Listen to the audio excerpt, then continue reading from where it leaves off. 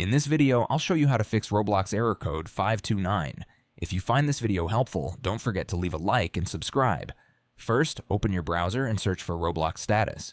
Click on the first official Roblox Status website. Scroll down and check that all Roblox services are operational. If any services are down, that's likely the reason you're getting Error Code 529, and you'll need to wait until Roblox resolves the issue. Next, open the Settings app. Go to Network and Internet. Make sure you're connected to a stable internet connection. If you're using Wi-Fi, you can also try reconnecting to your network. Now open Roblox, log out of your account.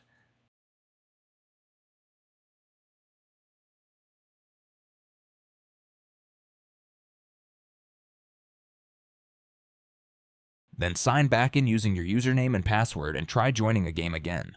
Refreshing your session can sometimes resolve temporary connection issues.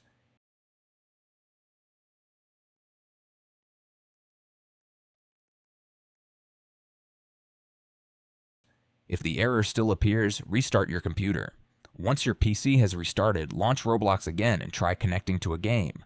This can help clear temporary issues that may be preventing Roblox from connecting properly. If this video helped, please leave a like and subscribe.